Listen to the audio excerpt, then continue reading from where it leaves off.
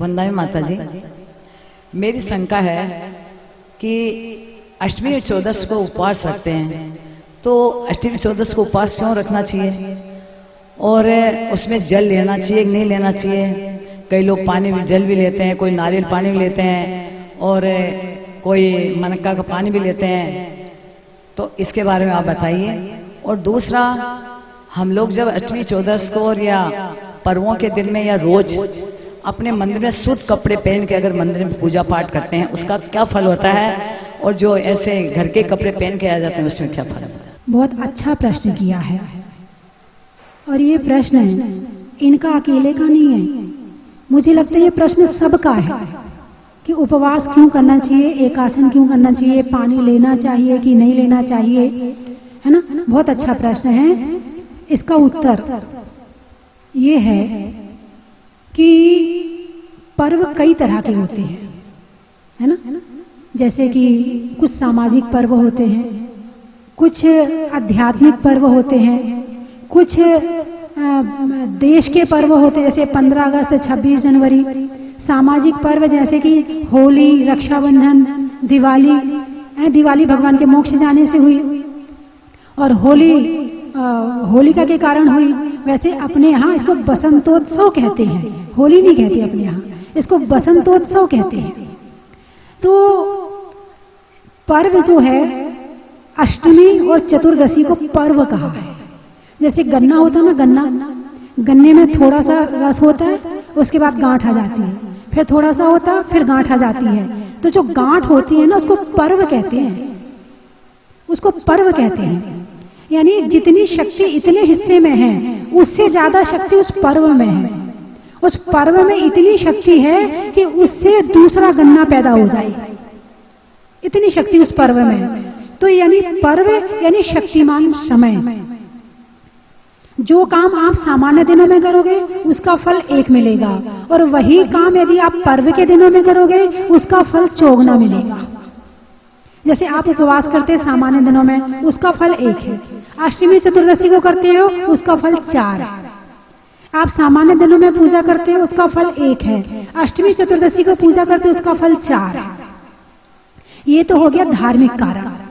और उपवास इसलिए कराया जाता है क्योंकि भूखा रहना इंसान के लिए सबसे ज्यादा कष्टप्रद कार्य है। भूख लग जाए, उसके बाद यदि भोजन ना मिले तो लड़ाई और झगड़ा भी हो जाता है।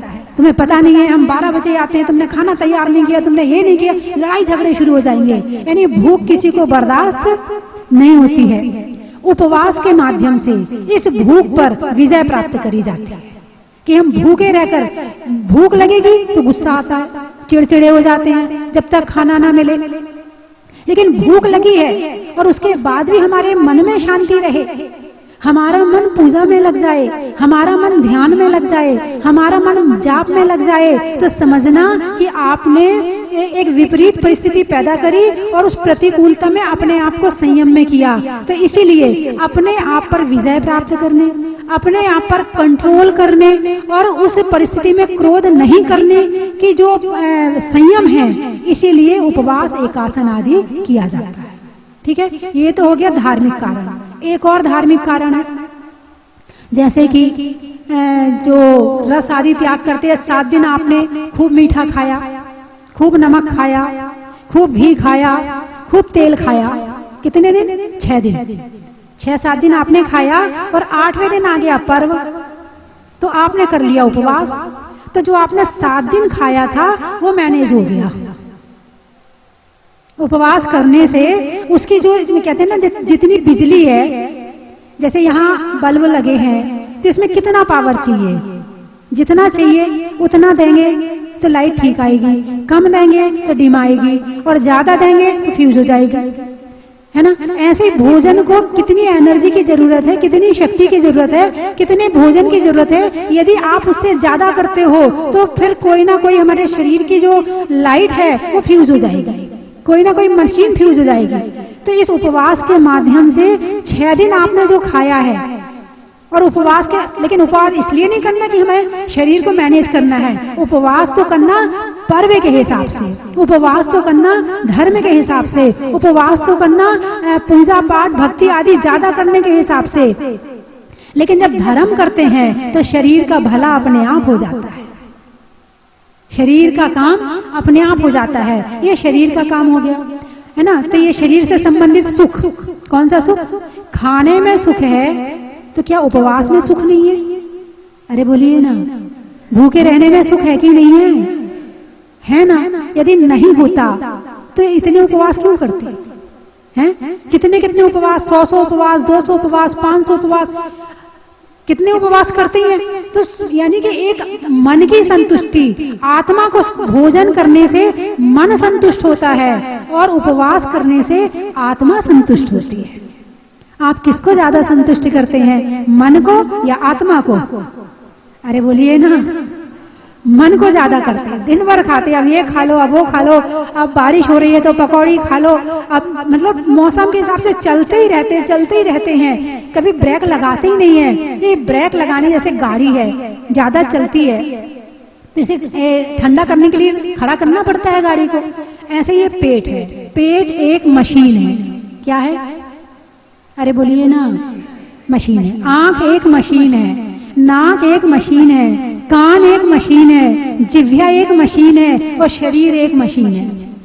और इसके अंदर बहुत सारी मशीनें हैं। कुछ मशीनें तो हम चलाते हैं और कुछ मशीनें हम नहीं चलाते, अपने आप चलती हैं। अब जैसे आंख है, हमें देखना होगा तो हम देखेंगे, नहीं देखना होगा आंख बंद कर लेंगे, ये मशीन हमारे अंडर में है। मुंह है, हमें खाना होगा तो खोलेंगे, नहीं खाना होगा तो नहीं खोलेंगे, ये मशीन हमारे अंडर में है। कान हमारे अंडर में नहीं है और नाक हमारे अंडर में नहीं है। जो खुशबू आएगी वो सूंघना पड़ेगा, जो बदबू आएगी वो सूंघना पड़ेगा और जो आवाज आएगी वो सुननी पड़ेगी। ठीक है ना। लेकिन पेट एक मशीन है। अब ये मशीन आपके अंडर में है कि नहीं है, पहले तो ये बताओ।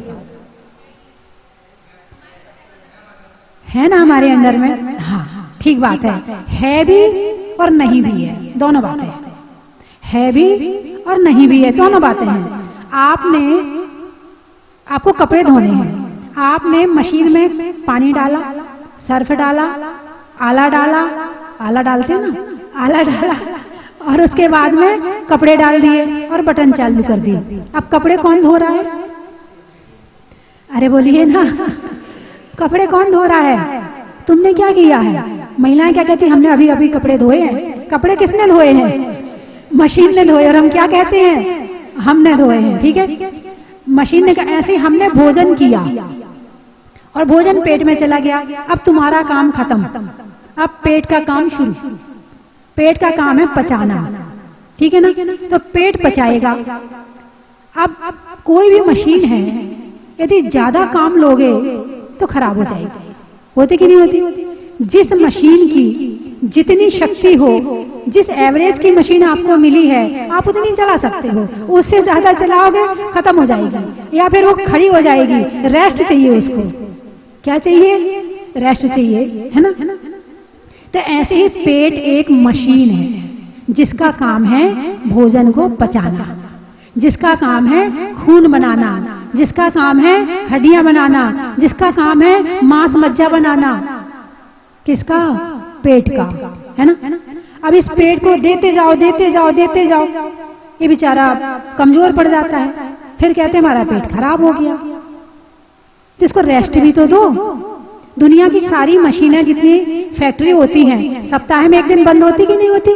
अरे बोलिए ना, होती है ना। सारे स्कूल भी बंद होते हैं, सरकारी ऑफिस वो भी बंद होते हैं। यानी दुकानें तुम ना करो वो बात अलग है, लेकिन सरकार की तरफ से तो नियम है कि सरकार सप्ताह में एक दिन सब चीज बंद रखी जाए। क्यों?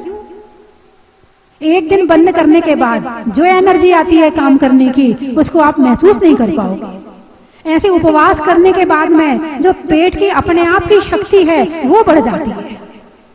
इसलिए उपवास तो करना ही चाहिए। सारी मशीनें बंद होती हैं तो पेट की मशीन भी बंद होनी चाहिए। हाँ, कुछ लोग बीमार होते हैं भाई, उन्हें दवाई खाना है, किसी को शुगर की बीमारी, किसी को, तो चलो उनकी छूट है। लेकिन यदि आप स्वस्थ हैं, यदि आप स्वस्थ हैं तो उपवास जरूर करना चाहिए। चलो आपने उपवास कर लिया, लेकिन जिसकी शक्ति नहीं है कि वो उपवास नहीं कर पाता, तो उसके लिए भी प्रभु ने पूरा नियम बताया है। चलो तुम एक टाइम खा लो, क्या करो, एक टाइम खा लो, दवाई भी खा लो, चाय पीते हो तो, नहीं तो तुम्हारा सिर दुख जाएगा। मैं नहीं कह रही हूं, मेरे हिसाब से जो चाय छोड़ देता है उसे उपवास व्रत करने में सबसे ज्यादा आनंद आता है, और जो चाय पीता है वो उपवास व्रत कर ही नहीं पाता है। एक दिल्ली के भाई आए थे एक दिन, मैंने ऐसे प्रवचन में चाय के लिए बता दिया कि चाय छोड़ना चाहिए। वो प्रवचन सुन रहे थे, उनने प्रवचन सुन के चाय छोड़ दी। उसके बाद उन्होंने खूब उपवास किए और फिर मेरे पास आए, बोले माता जी आपकी कृपा से मैंने उपवास कर लिए। तो मैंने कहा मैंने तो आपको पहली बार देखा है, कभी आपसे बातचीत नहीं हुई है, फिर आपने मेरे उससे कैसे कर लिए? बोले टीवी में देखकर, है ना। तो पेट एक मशीन है, जैसे हर मशीन को आराम चाहिए ऐसे पेट को भी आराम चाहिए। तो इससे क्या हुआ, आपने उपवास क्यों किया? धर्म के हिसाब से, आत्मा को पवित्र करने के हिसाब से, आत्मा को शुद्ध करने के हिसाब से उपवास किया, और भला कितने का हो गया? शरीर का अपने आप भला हो गया। चलो शरीर का तो भला हुआ ही हुआ। तुम्हारे घर वाले होते ना, बच्चे कहते मम्मी से आज कुछ मत कहना, आज मम्मी का उपवास है, कहते कि नहीं कहते? हाँ आज कुछ मत कहना। घर वाले भी बड़ा सम्मान करते हैं, पूरा ध्यान देते हैं। वैसे तुम कहते रहोगे तुम्हारी सुनेंगे नहीं, और जिस दिन उपवास होगा तो उपवास करने से सम्मान भी बढ़ता है ना।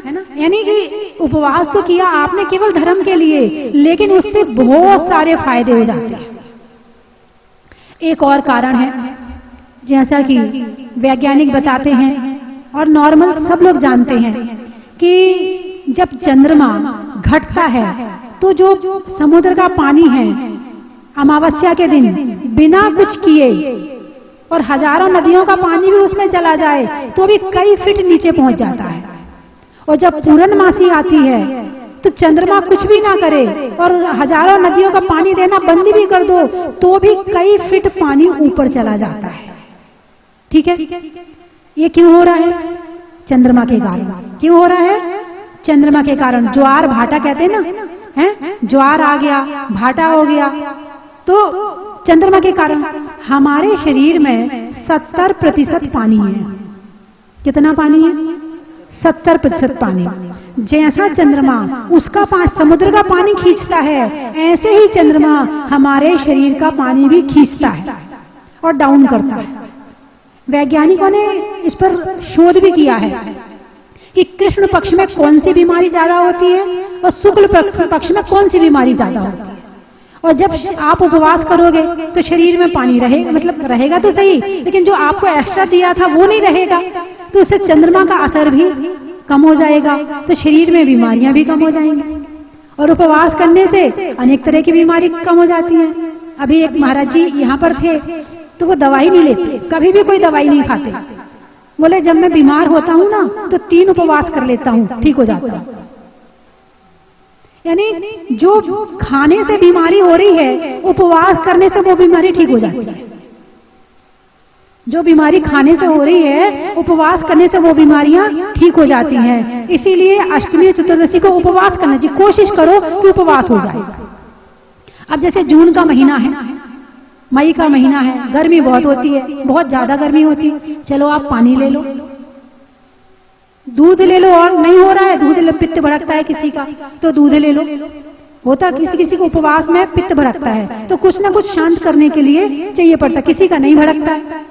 तो उससे क्या होता है कि जिसकी जैसी शक्ति हो, जैसी अनुकूलता हो, उसके हिसाब से उपवास जरूर करना चाहिए। अब 4 महीने कम से कम ज्यादा नहीं, तो ये जो 4 महीने बारिश के दिन है ना, पानी तो सांसों से अंदर जा रहा है, रोम रोम से अंदर जा रहा है, पानी की कमी होने वाली नहीं है। अब उपवास करोगे तो कोई दिक्कत नहीं।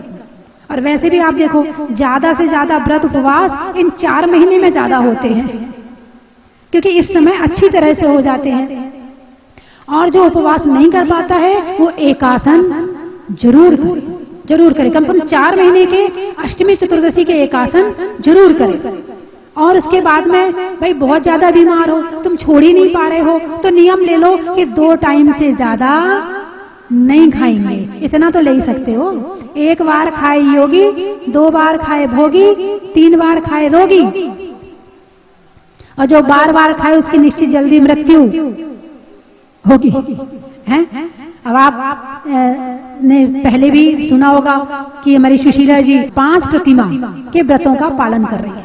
सुबह से रात तक प्रत्येक समय कभी पूजा, कभी ध्यान, कभी स्वाध्याय, कभी प्रवचन, कभी सामायिक, प्रति क्षण लगी रहती हैं। और साथ में हमारी शीला जी और हमारी और बहनों को भी लगाए रखती हैं, यानी स्वयं धर्म करती हैं और औरों को भी करवाती हैं।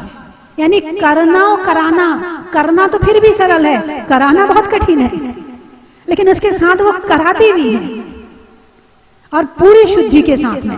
जैसा कि अभी ये विधान कर रही हैं, सोले के कपड़े पहनकर आती हैं। जैसे वस्त्र आप आहार देने में कर रखते हो, ऐसे वस्त्र इनके पूजा के होते हैं। तो ऐसा क्यों करना चाहिए कि पूजा के वस्त्र शुद्ध होने चाहिए?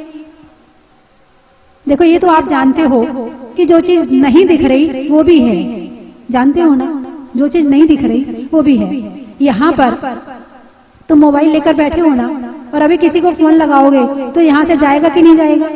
जाएगा ना। इसका मतलब यहाँ जितनी मोबाइल के वो जितने अणु हैं, जितनी उसकी रेंज है, वो सब यहाँ है कि नहीं है? टीवी की, मोबाइल की, और पता नहीं कितने तरह की। आकाश का एक हिस्सा भी खाली नहीं है, हर हिस्सा भरा हुआ है ना। तो ये भी हमारे ऊपर प्रभाव डालता है, और बाहर की अशुद्धि भी हमारे मन पर प्रभाव डालती है।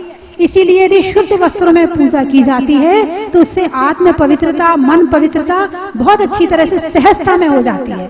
और वैसे ही आगे घर के अशुद्ध वस्त्रों से पहले तो देखो, घरों में दिन में बिस्तर नहीं बिछाए जाते थे, खाट होती थी सोने के लिए, तो दिन में बिस्तर, सुबह उठे बिस्तर अलग रख दिए, दिन में खाली खाट पर लेटते थे, है ना। तो घर में शुद्धि रहती थी। अब तो 3 दिन में भी उसी बिस्तर में लेटते हैं और बाकी दिन भी उसी बिस्तर में लेटते हैं। जो तुम्हारी साड़ी, कपड़े आदि होते वो भी उसको अलमारी में रखे होते हैं, और 3 दिन में भी जाके छू लेती हो और उसी को पहन के मंदिर आ जाते हो। कितनी तुमने अशुद्धि स्वयं के घर में कर रखी है और मंदिर में कर रखी है। और इसका कारण है बीमारियां, डिप्रेशन, विक्षिप्तता और दिमाग की अस्थिरता का कारण बहुत बड़ा है अशुद्धि। इसीलिए शुद्धि पूर्वक घर में भोजन बने, शुद्ध भोजन करें, शुद्ध वस्त्र से पूजा करें, उसका महत्व ही अलग होता है। रसोई में चप्पल जूते और बड़े आराम से ठाट बाट से, और उनको बोलो कि मंदिर, रसोई भी एक मंदिर है, और उससे जैसा अपना भगवान का मंदिर है वैसा वो भी मंदिर है, अपना पूजा रूम भी होता है घर में, वो भी मंदिर है। लेकिन बोलो तो सब आजकल सबके चलता है, सबके चलता है। ये सबके चल चल के हम क्या करने वाले हैं? अपने आप, अपने इस धर्म को कैसे हम खत्म करने वाले हैं? माता जी, यदि तुम्हारी रसोई में धर्म है तो तुम्हारा धर्म मंदिर में पल जाएगा, और तुम्हारी रसोई में यदि धर्म नहीं है तो तुम्हारा मंदिर में भी धर्म में मन लगने वाला नहीं है। यदि जिसकी रसोई में शुद्ध चीजें हैं, समझना उसका मन भी शुद्ध है, उसके विचार भी शुद्ध हैं, और उसके धर्म भी में भी उसका मन लगेगा।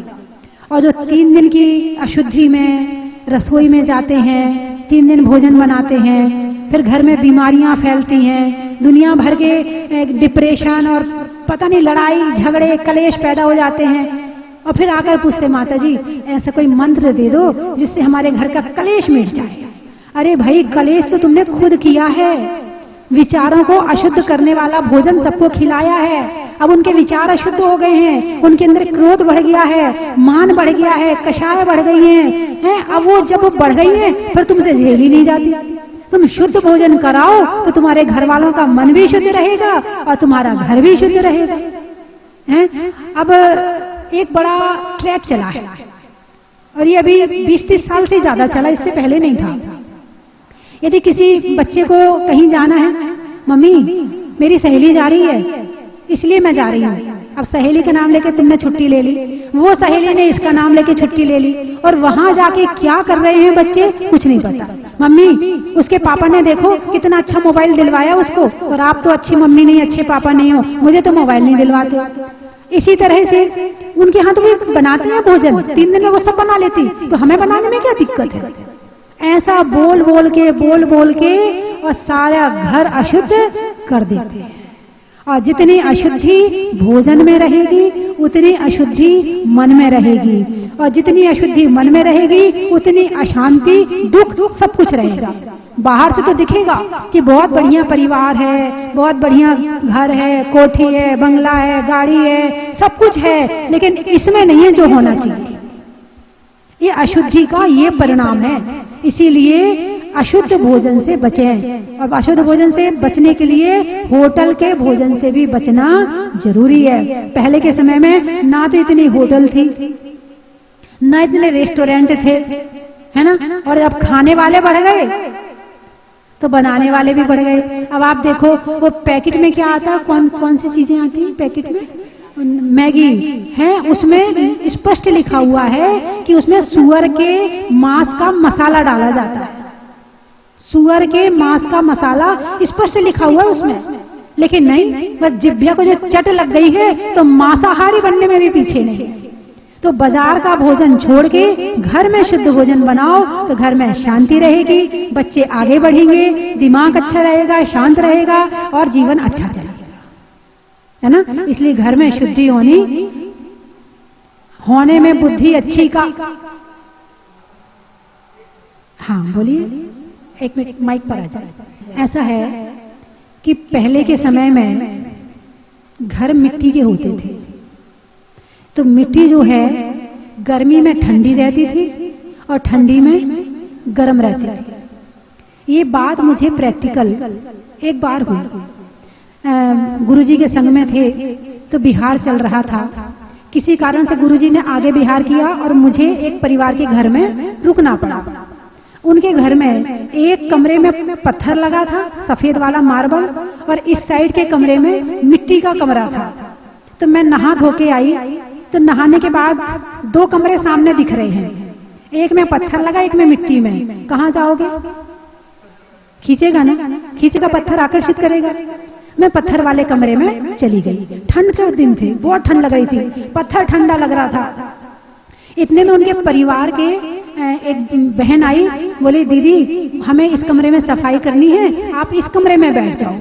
तो उसके कहने से मैं मिट्टी वाले कमरे में चली गई, और मिट्टी वाले कमरे में जाकर जो फीलिंग मुझे आई है वो मुझे आज तक याद है।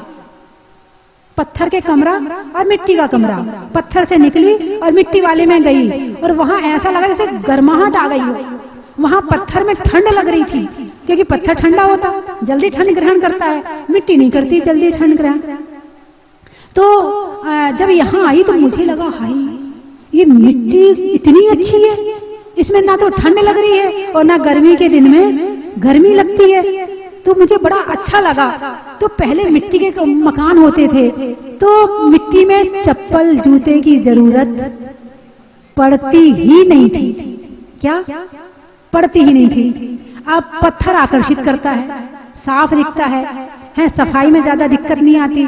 मिट्टी के कमरे में तो दिक्कत आती है, वहाँ लेपन भी करना पड़ता है, ढिग भी लगानी पड़ती है, और उसमें ध्यान रखना पड़ता है, पानी गिर जाए तो उसका भी ध्यान रखना पड़ता है। पत्थर में कोई दिक्कत नहीं है। तो आजकल जो मैंने देखा है कि राजस्थान का पत्थर पूरी दुनिया में जा रहा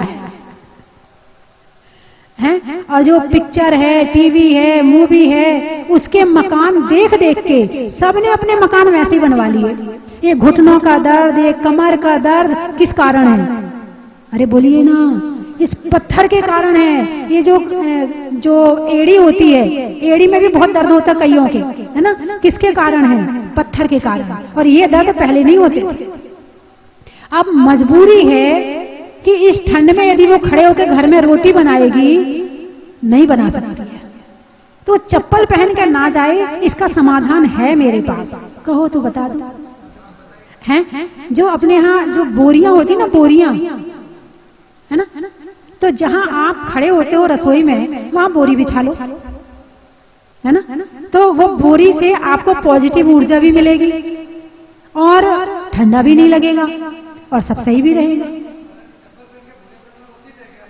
अनुचित है, चप्पल पहन के भोजन बनाना अनुचित है। इसीलिए मैंने ये सब्स्टिट्यूट बताया है कि आप बोरी बिछा के कर लो काम, है ना, ताकि केवल रसोई तो बचाओ चप्पल से, पूरा घर तो नहीं बचाए। पूरे घर में तो चप्पल जाती है, कम से कम रसोई को तो बचा लो।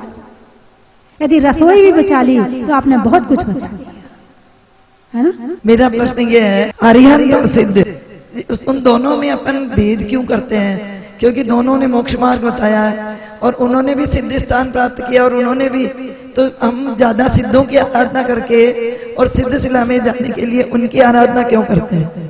अरिहंत किसे कहते हैं? जिन्होंने 4 घातीय कर्मों का नाश कर दिया है। और सिद्ध किसे कहते हैं? 8 कर्मों का नाश कर दिया है। जिन्होंने 4 घातीय कर्मों का नाश कर दिया है वो अभी सिद्ध शिला पर नहीं गए हैं। उनका जैसे तीर्थंकर हैं, जब 4 घातीय कर्मों का नाश करते हैं उनका समूह शरण लगता है, उनकी दिव्य ध्वनि गिरती है, 12 सभा में जीव जाकर बैठते हैं, पूरे समूह शरण में और भी जीव जाते हैं। तो अरिहंत भगवान तो अभी संसार में हैं, हम भी संसार में हैं, अरिहंत भगवान भी संसार में हैं। हम दोनों में क्या अंतर है? हम संसार में हैं और संसार हमारे अंदर है, जिसे मोह कहते हैं, है ना। और अरिहंत भगवान का मोहिनी कर्म नष्ट हो गया है, तो वो संसार में तो है मगर संसार उनके अंदर नहीं है। एक होता है द्रव्य मोक्ष और एक होता है भाव मोक्ष। तो जो अरिहंत भगवान हैं उनका भाव मोक्ष तो हो गया है, लेकिन जब जब 4 आघातीय कर्मों का नाश होगा तब उनका द्रव्य मोक्ष होगा, फिर वो मोक्ष में चले जाएंगे, समूह शरण विसर्जित हो जाएगा, शरीर यहीं रह जाएगा। और उनकी जो शुद्ध आत्मा है, कर्मों से रहित आत्मा है, शरीर से रहित आत्मा है, वो आत्मा, सिद्ध आत्मा एक क्षण में, एक समय में मोक्ष चली जाएगी और वहां जाकर सिद्धों के साथ में विराजमान हो जाएगी। तो जो भी हम महावीर भगवान की पूजा करते हैं, जो हम पार्श्वनाथ भगवान की, जो हम महावीर भगवान की, मुनीश्वरनाथ भगवान की पूजा करते हैं, आदिनाथ भगवान की, हम इनकी अरिहंत अवस्था की प्रतिमा विराजमान करते हैं। प्रतिमा हमने अरिहंत अवस्था की विराजमान करी है, लेकिन ये सिद्ध शिला में विराजमान है। अब इसमें नमो अरिहंतारम पहले आता है और नमो सिद्धारम बाद में आता है। ऐसा क्यों? क्योंकि उन्होंने हमें मार्ग दिखाया है। और सिद्ध भगवान की पहली अवस्था अरिहंत अवस्था है, सिद्ध भगवान की पहली अवस्था अरिहंत अवस्था है और दूसरी अवस्था सिद्ध अवस्था है। तो पहले नमो अरिहंतारम, फिर नमो सिद्धारम। और उन्होंने हमें मार्ग दिखाया है, इसलिए पहले नमो अरिहंतारम, है ना। गुरु गोविंद दो खड़े, काके लागे पाए, और बलिहारी गुरु आपकी गोविंदियो बताए। तो अरिहंत भगवान हमारे परम गुरु हैं। कौन है वो? परम गुरु है। तो इसीलिए फिर अरिहंत भगवान संसार में रहते हैं और सिद्ध भगवान मोक्ष में रहते हैं। ठीक है, अगला प्रश्न। आज हम लोग जो कपड़े पहनते हैं, आज की लड़कियां, आज की बहू बेटियां सब, तो उन कपड़ों से हमारे शरीर पे क्या फर्क पड़ता है? जब शादी हो जाती है, चलो अनमेरिड में तो पहनते हैं, शादी होने के बाद में अगर पहनते हैं तो हमको कैसा फीलिंग होती है, कैसी एनर्जी मिलती है उन कपड़ों से भी? और महाराजों के पास जाने में, माता जी के पास में, भगवान के पास में, यात्राओं में, तो उसमें क्या फर्क पड़ता है? वस्त्रों का पहनावा, हर चीज हमारे शरीर पर, मन पर प्रभाव डालता है। और हमारे मन पर ही नहीं, जो हमें देख रहा है उसके मन पर भी प्रभाव डालता है। एक बड़ा अच्छा वो है, अभी किसी ने मुझे एक वीडियो में दिखाया था, एक बच्चा छोटा सा है और एक महिला, बच्चा सो रहा होगा, तब उस बच्चे ने अपनी माँ को किसी और रूप में देखा होगा, दूसरे कपड़ों में देखा होगा। जब वो बच्चा उठा, जागा, तो उसके पूरे शरीर में गहने वहने पूरी तैयार थी वो। अब वो बच्चा उठा तो रो रहा है, मम्मी मम्मी। वो कह रही मैं तेरी मम्मी हूँ। वो कह रही नहीं, तुम मेरी मम्मी नहीं हो, तुम मेरी मम्मी नहीं हो। ये अभी सच्ची घटना है, किसी ने मुझे मोबाइल में वीडियो दिखाई थी। क्योंकि इतना मेकअप कर लिया, इतना मेकअप कर लिया और ऐसे कपड़े पहन लिए कि बच्चा, अपना खुद का बच्चा नहीं पहचान रहा। ये बच्चों के मतलब शरीर में जो वस्त्र है वो एक तरह के होने चाहिए, क्योंकि अनेक तरह से होने से पहचान नहीं दिखती है। पहचान तो एक चीज में बनती है, यदि आप कहीं जाते हैं, यदि आपको कोई याद करे कि हम आपको किस रूप में याद करें, तो आपने जीन्स भी पहन ली, हाफ पैंट भी पहन लिया, आपने साड़ी भी पहन ली, आपने सूट भी पहन लिया, आपने आधे कपड़े भी पहन लिए। हम आपको किस रूप में याद करें? आपका जो चेहरा है वो हमारे अंदर किस रूप में आएगा बताइए? रूप एक होना चाहिए, लेकिन इस समय के लोग बहुरूपिया बन रहे हैं। क्या बन रहे हैं? सुबह कुछ कपड़े पहनेंगे, दोपहर में कुछ पहनेंगे, और ऐसे अलग अलग पहचानना मुश्किल हो जाएगा। एक अभी मैं जब वहाँ थी जहाजपुर में, तो एक बहुत बड़े परिवार की महिला आई, तो बड़े अच्छी पीली साड़ी पहनी और बिल्कुल लग रही थी कि इंद्राणी लग रही थी, देखने में इंद्राणी लग रही थी। जब वो अभिषेक करके घर वहाँ कमरे में पहुंची, उसने कपड़े बदली, फिर मेरे पास आई, तो मैं उसको पहचानी नहीं। मैंने कहा, बोले माता जी आप पहचानी नहीं मुझे? मैंने कहा नहीं, मैंने पहचानी। बोले सुबह आपने आशीर्वाद तो दिया था, वो जिन्होंने हमारे यहाँ से अभिषेक किया था, शांति धारा की थी। ओ, मैंने कहा तुम तो सुबह इंद्राणी लग रही थी और अब तो तुम कुछ भी नहीं लग रही हो। हैं? आप सुशीला जी को देखो, इसी ड्रेस में हमेशा दिखेंगी आपको। अभी आपको कोई दूसरे ड्रेस में, मतलब लोग कपड़ा से अपने आप को पता नहीं अलग अलग कपड़े पहन के क्या दिखाना चाहते हैं कि मैं कैसी हूँ। जिनके अंदर धर्म नहीं है ना, जिन्होंने अपनी आत्मा को नहीं देखा ना, जिनके अंदर वैराग्य नहीं है, जिनको भगवान से प्रेम नहीं है, वो इन कपड़ों के चक्कर में उलझे रहते हैं। और जिन्हें भगवान से प्रेम है, जिन्हें अपनी आत्मा से प्रेम है, जिन्हें वास्तव में वैराग्य है, आत्मा को जानते हैं, पहचानते हैं, वो कपड़ों के चक्कर में नहीं उलझते। अब कुछ लोग कहते, बोले माता जी हम ना किसी के यहाँ जाते हैं ना और सूट ना पहने तो लोग कहते हैं बैकवर्ड है। तो मेरे ख्याल से सुशीला जी को किसी ने बैकवर्ड नहीं कहा होगा। शीला जी को, शीला और सुशीला हैं, इन्हें किसी ने बैकवर्ड कहा? लोग इनको आदर्श बनाते हैं अपना, कि इन्होंने इतना सब कुछ होते हुए भी अपना जीवन कितनी अच्छी तरह से धार्मिक रूप से जी रही है। और ये जीवन जितना धार्मिक रहेगा, अगला जीवन उससे अच्छा मिलेगा। और ये जीवन आपने जितना निकृष्ट बनाया, अगला जीवन इससे और नीचा मिलेगा।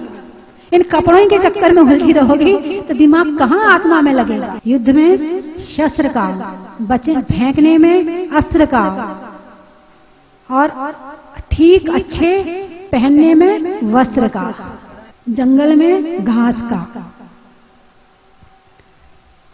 राजा में दास का, और करने में उपवास का, रसोई में बासन का, करने में अनुशासन का, और 4 महीना करने में एकासन का, पानी में मगर का, चलने में डगर का, और आने वालों में दिल्ली कबूल नगर का, बड़ौत में नूनू का, बात में मानू का, और आने वालों में लाडनू का, गाने में सुर का, नृत्य में नूपुर का, और आने वालों में जयपुर का, वृक्षों में बड़ का, बड़ की जड़ का, और सुशीला जी के आने में किशनगढ़ का, शिखर जी में डोली का, कोयल की बोली का, और आने वालों में जोली का, रिश्तों में ससुर का, देवों में असुर का, और आने वालों में डीमापुर का, सुनने में ईयर का, छोड़ने में बियर का, और आने वालों में ग्वालियर का, ट्रेन में टीटी का, घर में बेटी का, और आने वालों में गुवाहाटी का, खिड़की में जाली का, बजाने में ताली का, और आने वालों में पाली का, बाग में चमन का, पापों के शमन का, और आने वालों में कुचामन का, नहीं करने में गड़बड़ का, वृक्ष बुढ़ापे में बड़बड़ का, और आने वालों में डिब्रूगढ़ का, घर में माता का, बैंक में खाता का, और आने वालों में दाता का, देखने में गौर का, नेता के दौर का, और आने वालों में नागौर का, जंगल में नाग का, शहरों में बाग का, और आने वालों में हजारी बाग का, पशुओं में खुर का, गाने में सुर का, और आने वालों में मौजपुर का, शादी में पान का, और होने वाले सिद्ध चक्र विधान का, नदी में नाव का, होने में अच्छे स्वभाव का, और विधान में अच्छे अच्छे भाव का, तीर्थंकरों में निर्मल का, और दूर होने में नल का, और आपके यहाँ गुवाहाटी वाले कमल का। वहाँ के कार्यक्रम को छोड़ के और यहाँ कम लोगों को आप करके आपने संबोधित किया, उसके लिए आपका बहुत बहुत आभार।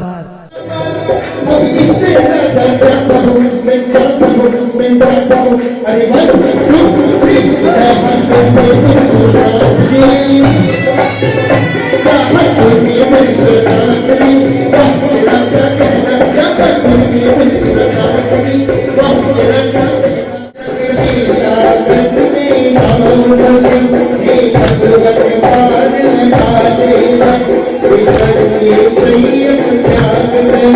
मुझे अपनी पास बुला लेना, राम की मुर्दा।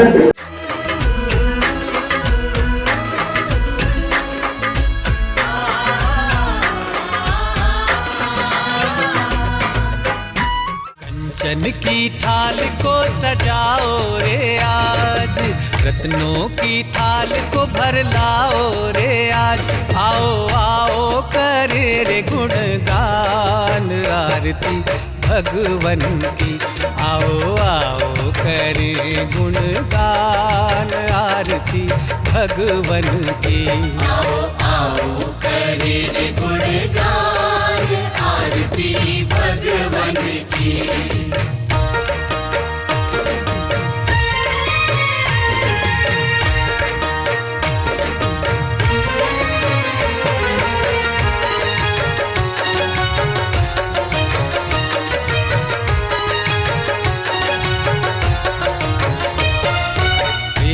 सुमित्र के राज दुलारे, माँ पद्मा जी के नैनों के तारे।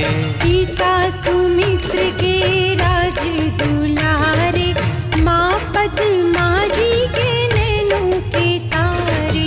राजगृही में जन्म लियो आप, राजगृही में जन्म लियो आप। आओ आओ मनाए खुशी आज आरती भग।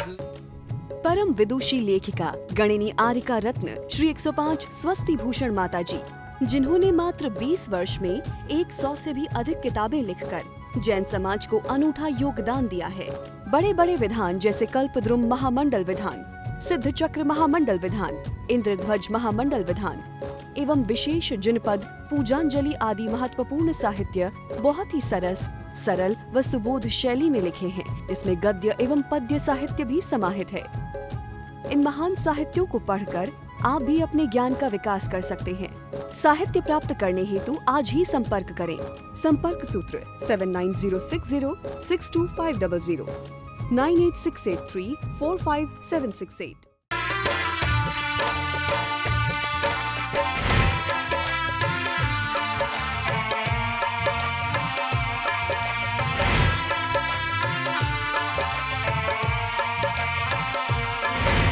चलो रे चलो रे चलो, चलो रे चलो रे चलो, चलो जहाज